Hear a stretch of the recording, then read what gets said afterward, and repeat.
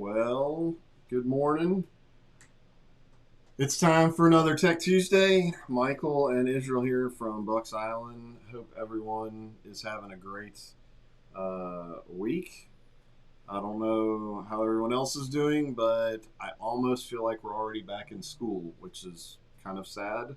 But all of the preschool school events, bands, and soccer practices, and all that kind of stuff are going on. So I hope everybody's having still a lot of opportunities to get out on the water and enjoy it. Um, how are you guys doing? Good. Yesterday I came in at 8 o'clock, and about 15 minutes later it was 2. Weird. Sometimes those are good days to have. Yes, but it makes you feel old quick. Yeah. Well, a lot of days like that. Well, guys, if you've got questions for us, please drop them in. I grabbed a few out of a couple of the groups, but would love to hear from you and let you know what or see if we can help you out. That's what I'm trying to come up with. It's been one of those days. Real quick before we get started, the product availability thing, I think we're going to be talking about for the next 12 to 18 months at least. So we got some definitive numbers. I won't go through line by line, but for Mercury at least, you're seeing anywhere from 17 to 24 weeks for most motors under 100 and we'll call it 150 and down. And anything above 175 horse, you could see upwards of 54 weeks is the actual published number they've given us and passed out to the dealers. Now that is for dealers getting them in. Yeah, that's loose engine repower. Loose motors. So the good news is, I guess the good news is they're prioritizing getting stuff to the manufacturers so they can get the boats out. I don't know that I've seen any actual published numbers from Yamaha, but they're probably for big motors, probably around 8 or 9, 10 months maybe. So maybe doing a hair better, but as I think we've seen over the last 12 months, it can change in 2 weeks. But I know a lot of companies right now are going through that model year changeover, figuring out. G3 has basically said, hey, don't give us any more orders. We've got to figure out exactly where we're at as we roll into 2022 models. So that's just kind of an update. Keep in mind, obviously that's trickling down and coming from, that's going to affect your parts availability and all that kind of stuff as well. So it is what it is. We're trying to work as best we can through it, get stuff ordered. But the moral of the story is, if you think you might need it for a project, through the winter and particularly next spring, getting ready for next summer, go ahead and get it on order, and we'll work on getting it for you. We still have people coming in ordering. Oh yeah. I mean it's been we're selling boats off of spreadsheets. I don't think we're going to have many boats coming in that are going to sit in the showroom anytime soon. So it just is what it is. We're trying to do the best we can to take care of customers, update as best we can. And I kind of feel like a lot of the manufacturers, everybody plays that game of, well, it might be 4 weeks, so I'm going to tell them 3 weeks to make them happy because I don't want to make the customer mad. I think everybody is kind of on the same page that bad news doesn't get better with time. So let's give you some realistic numbers, and hopefully we can beat those and make you happy. So I don't know. Would you say that's fair? So, all right, guys. I am not seeing any questions, so I'm gonna reach into my little bag here, and I got in the Yamaha group. Guys got a 2004 150 4-stroke with only 60 hours on it. Shorted out the ignition harness and had to replace it. Now the engine cranks but no clicks. Any thoughts? So it cranks, but I think what he's saying is he's getting the motor is starting to turn over. It's turning over, but then it doesn't run. Maybe I don't know. I guess I guess I need to know what kind of. Sometimes when you short out an ignition harness, I'm assuming that he's talking about on the key switch, the boat side. Right. Um, And it is a 2004 with only 60 hours, so Yeah. you could have spent a lot of time sitting. yeah, I'm thinking maybe something in the main engine harness may have also burned, got fried. So a lot of times I see what usually causes it is a loose ground, and it'll melt the ground all the way from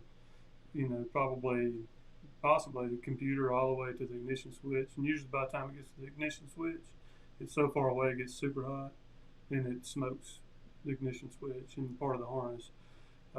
Unfortunately, if you keep going, turning the motor over when that happens, you don't know it. It usually gets something down the line too. So, Okay. um, I've seen a good indication of loose ground is on the outside of the engine. There's these little ground wires that go from the midsection to like the swivel bracket, Okay. and then on the side where the steering is. And Yamaha has a little rubber coating on top of them. If that rubber coating's gone and that wire looks kind of chalky, that means at some point it's had a loose ground wire, and it'll turn that thing red as the Yamaha sign up there. Okay. But if you do that too much, it'll burn the ground wire all the way to the key switch. It'll melt it. Let's see what we got. That's your one right there. Yeah, I'm trying. It's not wanting to cooperate with me.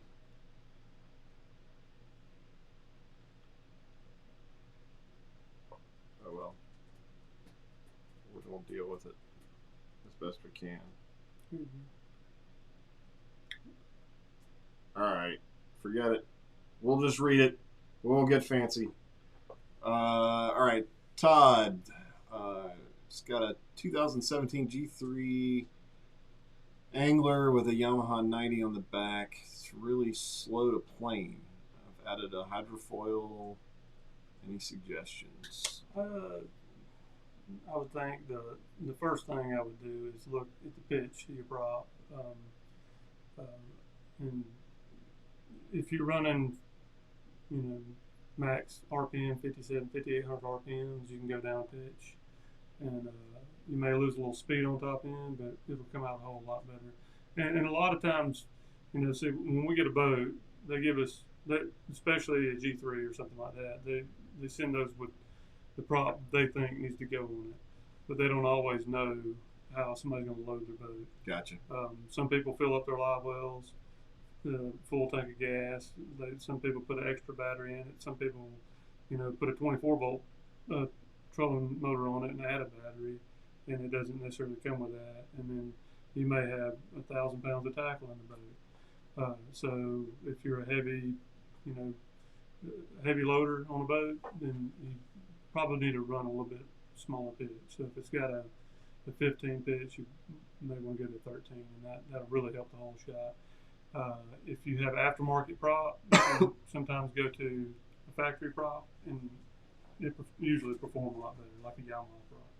So, and the only way to really know is swap them out. That's right. And a stainless steel prop has a tendency of having a little bit more cup in the air and can plane out a little bit better, but you usually got to go down pitch.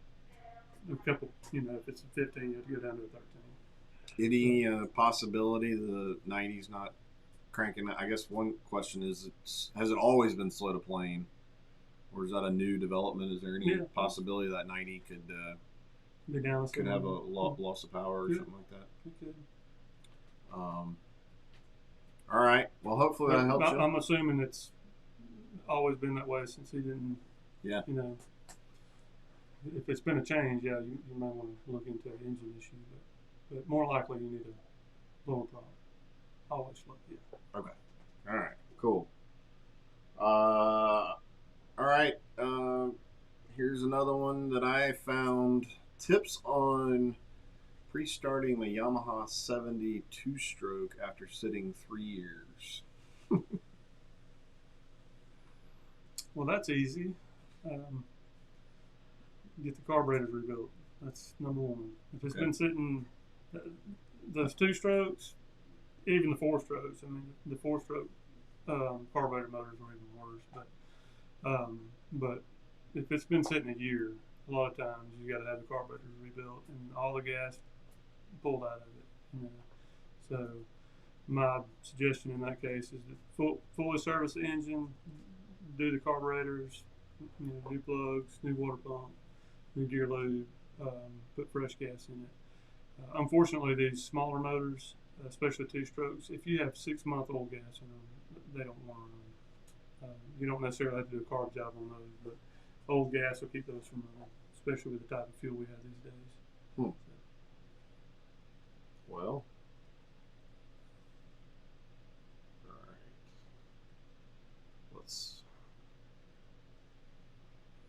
I'm having to go out on the internet and find questions, guys. So we have one pop in. Tracy. What's Tracy got to say?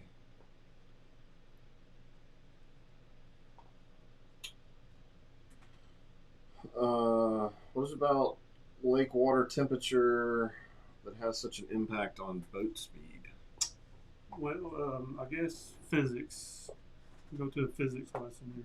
All right, physics. Southern or northern Alabama, southern physics. You got two things going on in the summertime. Okay, number one is the air. The air is less dense. You know, atmospheric air is less dense when it's hot outside. Less oxygen, so you actually don't have as much horsepower in being produced by the engine. Number two is the same thing, the density of the water. You know, the water, the cooler the water is, it actually is a little denser. You know, all the way up to the freezing point. You get it frozen, it's very dense. So, if that you could say that. Yeah. So the cooler the water, the better your prop's gonna grip. Okay. Okay. It's kind of like when you're drag racing. See those guys blowing them tires? They get them hot. You know, they're on fresh pavement. It makes it sticky. Okay. Same thing with the prop. When the water is cooler, it grips. When it gets hot, it becomes less dense, and up to the point where it can actually bull on the back side of the prop. It's called cavitation. If you ever see your prop on the back side, leading edges of the back side, kind of chalky looking, and or if it's a painted prop, aluminum prop, and it starts wearing just the paint off, and it's got these little pits in it, that means your prop's blowing out, and it's actually on the low pressure side of the prop is bulling the water on the back side. So in the summertime, you're just slipping more. Yep. Tracy's follow up there that he's seeing, boats slow down. I mean, you got guys that'll swap out props, winter prop and a summer prop. Yeah. So a lot of guys run a 26 in the winter and a 25 in the summer.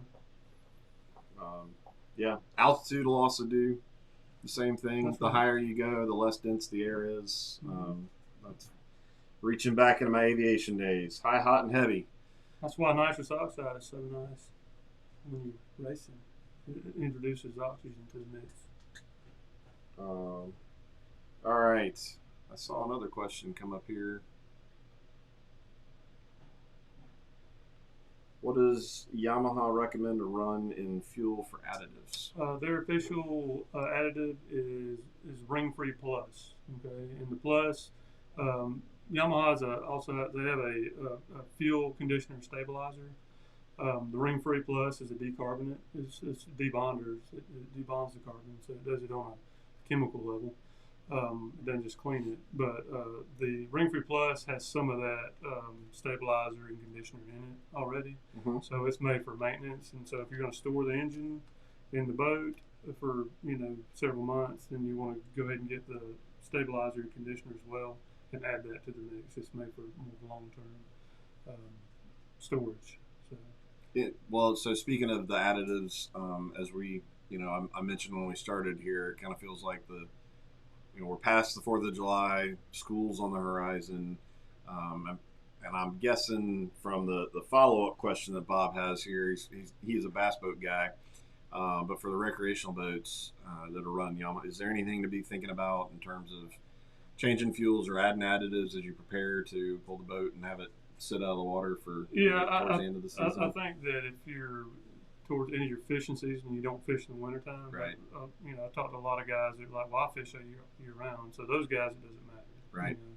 The only thing with them is the changing type of fuel. So you have winter blend fuel and summer blend fuel. If you run winter blend fuel in the summer, your motor's going to run like crap. Mm-hmm. And vice versa. If you run it in the opposite, it's going to run like crap until you get the right mixture in there. And so when they do that, it depends on where you live. You know, so if you're from down south, yeah, and it's hot, still hot in August, and you go fish a tournament up in the Great Plains or something, right, or up north in the Great Lakes, yeah, then I would recommend getting your fuel up there instead of filling up down here. Okay, it makes a difference. But other than that, you know, just. And it saves you on trailer weight, right? So. There you go. And so he had a follow-up question. Yeah. So what are the top end speeds we're seeing out of the FXR 20s? Out of the 2021, the 2020s were probably low 70s. The 2021s we're seeing, you know, around 69 to 70, and depending on the conditions and the weight, you know, it could be less than that. And a lot of these boats and these engines are very contingent on weight and weight distribution. You got a 400-pound fishing partner, you're not going to be going real fast because it doesn't like all that weight. And his follow-up to that was, do you need to run the Ring Free Plus all year? Yes, I would run it in every tank. It's 1 ounce for every 10 gallons, and you can buy it in a big, you know, I think a quart-sized jug. And it's a little expensive. It's like $55, but it treats a lot of fuel, but it also will keep the rings clean, it keeps the valves clean, and then the cross hatches in the cylinder is pretty clean too. So probably cheaper than what it'll cost to have you fix something. It'll prolong the life of the engine. So, and if you're going to keep it for a while, you might as well take care of it. All right. Mercury question. Mercury Fury 24 pitch prop has lost one of the rubber port bushings. Is that, and then we had a question, required to be on the prop? I would say it depends on what engine. If you're running the new V8s, then it really doesn't need it. Okay. All that's doing is if you have a two-stroke, say if you have a 250, that 250 horsepower is up there at like 55 to 5,800 RPM. So when you're coming out of the hole at the bottom end of a two-stroke, you might have maybe 100 horsepower. So what it does is it allows you to tweak the prop to where some of those exhaust gases are going to the outside of the edge of the prop and causing it to purposefully cavitate. Okay. And when it does that, it raises the RPMs up to where the horsepower is enough to push your boat on over. Gotcha. You know, so if you hear your motor rev up a little bit and then it catches, it's supposed to do that on a two-stroke because it needs to get up there where the horsepower is to be able to get you out of the hole, to get up to where that horsepower your top horsepower actually is. So it's not required if it's not causing a problem. Gotcha. All right. One of our sales team, apparently he's not with a customer right now, has time to watch. He's just on the other side of this wall, so he can probably hear the answer right now. Does Mercury have anything like Ring Free to help keep the longevity of the that's what they call theirs is Quick Clean. You know, they have Quick Clean, Quick Care, and one other quick thing. You know, maybe 4, I don't know. But their version of the Ring Free is called Quick Clean. And Evinrude's was called Carbon Guard. Okay, what is it? It's Techron. You know, ever heard Chevron with Techron? Yeah. So Chevron puts the stuff in their premium gas. Okay. So it's basically the same thing. It's just Techron. All right. And it's a carbon device. It's been around for years and years. They just have their own version of it. All right. Yeah, Craig says it's a Mercury Pro Access 175. Okay. So. Yeah. All right. Well, guys, so his is a two-stroke, so you might have to have it. So. But if it doesn't change the performance in your hole, if you try to get out of the hole and it's just blowing out to 6,000 RPM and not going anywhere, or you get out of the hole and it suddenly just revs way up and it's annoying, then you need to put that plug back in. Gotcha. Or find one if it's missing. All right. Well, I think that's going to do it. Appreciate you guys spend some time with us, asking some questions. Again, parts availability, all that kind of good stuff. We are doing the best we can around here. I think that's pretty much half our conversations every day. And no, we don't have any 360s. We don't know when they're coming in. Yeah, well, we don't know. I hear that all the time. That's one reason I say that. Yeah, but I would say, from all the reps and all that kind of stuff, everybody's trying to do the best they can. Car market, a bunch of, I guess, Hyundai shut down because they don't have the chips. It's crazy. So, but guys, thank you so much. Hope you have a great week and get to go do some boating, fishing, whatever it is that you're into. But if we can do anything to help you, by all means, give us a shout, text message us through whatever platform you're watching us on, and we will get you taken care of. But once again, thanks for the insight. Little physics lesson.